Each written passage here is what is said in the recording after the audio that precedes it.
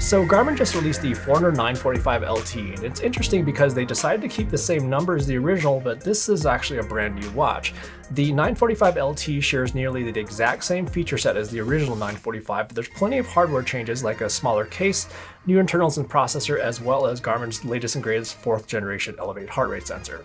What's also interesting is that the original 945 isn't going away anytime soon. The 945 LT isn't a replacement, it's just another option, and at full asking price there's only a $50 difference between these two. And spoiler alert, for only $50 I would just go ahead and get the 945 LT just because it's a lot more current device. However, the original 945 tends to go on sale pretty often, sometimes being $100 to $150 less than the 945 LT, and with that sort of price difference there's a lot more to consider. So that's my aim in this video, is to go over the differences, both big and small, between these two devices. I also wanted to test the heart rate accuracy differences between these two because they do have different heart rate sensors. So I actually have some tests to share where I was wearing the 945 LT on one wrist and the original 945 on the other, and there's some interesting stuff to see there, so definitely hang out for that portion of the video. Okay, so let's just go and get the elephant in the room out of the way. So the 945 LT, it has cellular connectivity, which allows you to get the safety and tracking features that we've seen before on the original 945, as well as other Garmin watches without you having to bring your phone with you.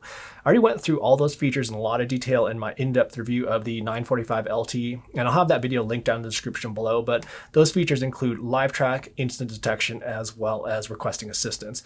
And then if you choose to get an LTE subscription, you can get even more features like live event sharing, spectator messaging, as well as Garmin's new feature/service they call Assistance Plus, which allows you to get in contact with emergency services. And all those LTE features cost about $6 a month, but the thing is, you don't even have to get those services if you don't want to. So with the LTE features out of the way, let's go ahead and talk about the rest of the differences.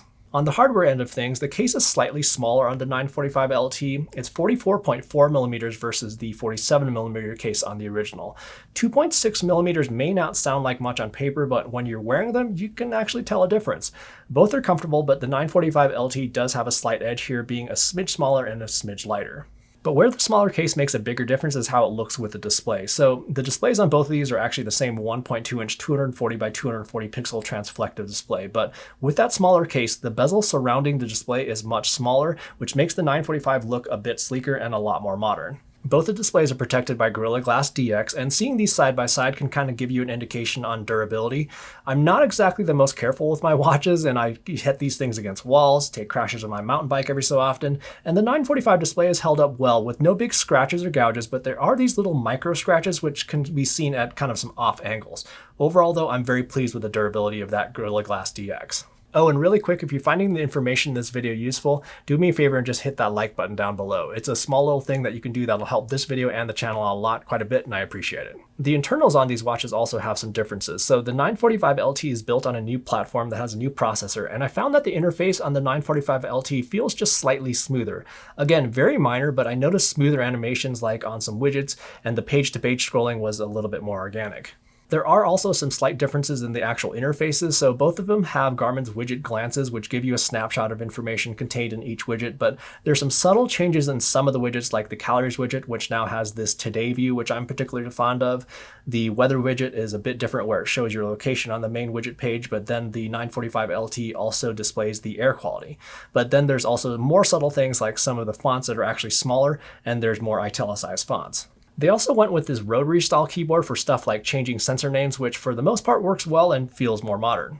Both these devices have Garmin's sleep tracking widget that uses their latest sleep tracking algorithm that I found to be a bit more accurate than what we've seen before. And when the 945 originally came out, it actually didn't even have this widget, but Garmin just recently released this via firmware update, so if you don't have this on your original 945, just make sure your firmware is nice and fresh. Battery life is going to be very similar between these two, where you're going to be able to get up to 2 weeks in smartwatch mode without recording any outdoor activities. And then for recording outdoor activities with GPS and heart rate, you're going to be able to get up to 35 hours with the 945 LT and up to 36 hours with the original 945. But where it makes a bigger difference is if you're recording an outdoor activity while listening to music, where with the 945 LT, you'll be able to get up to 12 hours, and with the original 945, you'll only get 10 hours. For sport profiles, both of these are nearly identical, where they basically have the exact same list of sport profiles, which are essentially all the profiles Garmin even makes. The 945 LT also has the new auto intervals feature, which can automatically recognize intervals if you use the lap key to initiate when you start and stop intervals. And I did ask Garmin whether that was coming to the original 945, and they didn't have any concrete plans, but I have to imagine it's going to be coming at some point. And then both of these come with the entire suite of performance and training feedback features like VO2 max for running and cycling, race predictor for common run distances, training status, 4-week load focus, 7-day training load, heat and altitude acclimation, as well as recovery time. And then both of these come with Wi-Fi, full-blown mapping, as well as offline music storage and playback using music services like Spotify, Deezer, as well as Amazon Music.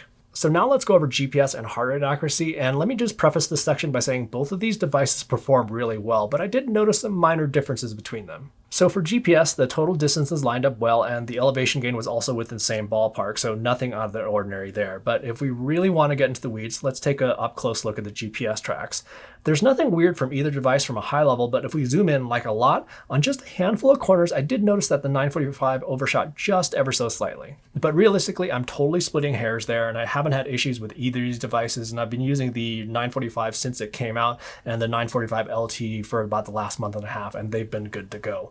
However, I did see a little bit more variance with the heart rate sensors. So in these examples, I was wearing the newer 945 LTE on one wrist and the original 945 on the other. And I have the original 945 highlighted in purple and the 945 LTE in orange.